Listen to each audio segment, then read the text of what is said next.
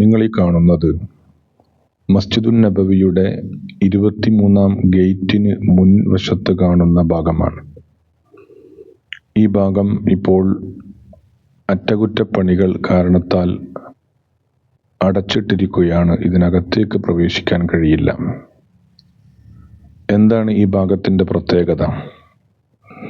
1400 വർഷങ്ങൾക്ക് മുമ്പ് അഷ്റഫുൽ ഖൽഖ് റസൂലുള്ളാഹി സ്വല്ലല്ലാഹു അലൈഹി വസല്ലമ തങ്ങൾ ഈ ലോകത്തോട് വിട പറഞ്ഞപ്പോൾ സ്വഹാബികളെല്ലാം വളരെ വിഷമത്തിൽ മദീനയിൽ ഇരിക്കുകയാണ്. മുത്തുനബി സ്വല്ലല്ലാഹു അലൈഹി വസല്ലമ തങ്ങൾ തിങ്കളാഴ്ചയാണ് വഫാത്താകുന്നത്. ബുധനാഴ്ചയാണ് അവിടുത്തെ ശരീരം മറവ് ചെയ്യുന്നത്. ഈ 3 ദിവസത്തിനിടക്ക് സ്വഹാബികൾക്കിടയിൽ പല ചർച്ചകൾ നടക്കുന്നുണ്ട്.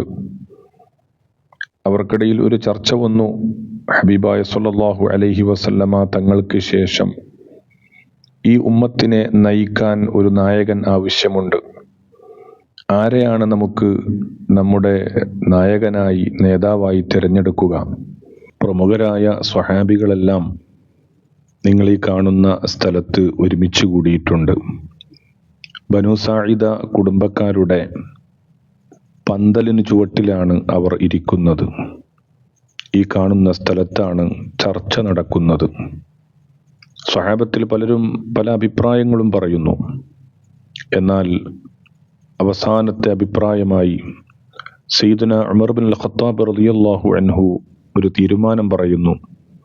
മുത്തുനബി സ്വല്ലല്ലാഹു അലൈഹി വസല്ലമ തങ്ങൾക്ക് ശേഷം ഈ ഉമ്മത്തിനെ നയിക്കാൻ, നമുക്ക് നേതൃത്വം നൽകാൻ നമ്മുടെ കൂട്ടത്തിൽ ഒരാൾക്ക് മാത്രമാണ് അധികാരമുള്ളത്.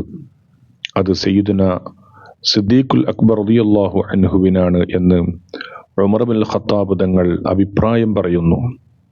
അതിന് അദ്ദേഹം ധാരാളം തെളിവുകൾ പറയുന്നുണ്ട്.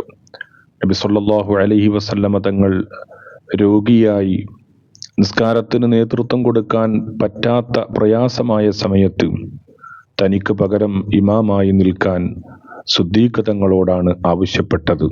നബി സ്വല്ലല്ലാഹു അലൈഹി വസല്ലമ തങ്ങളോടൊപ്പം ഹിജറ വേളയിൽ കൂടെയുണ്ടായിരുന്നത് സിദ്ദീഖ് തങ്ങളാണ്.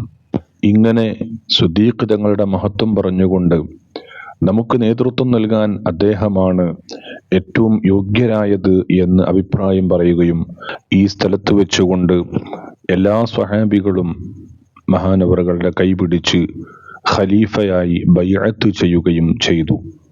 അല്ലാഹു സുബ്ഹാനഹു വ തആല സിദ്ദീഖുൽ അക്ബർ തങ്ങളുടെ ബറക്കത്ത് കൊണ്ട് നമ്മുടെ ഇരുലോകവും വിജയത്തിലാക്കി തരുമാറാവട്ടെ.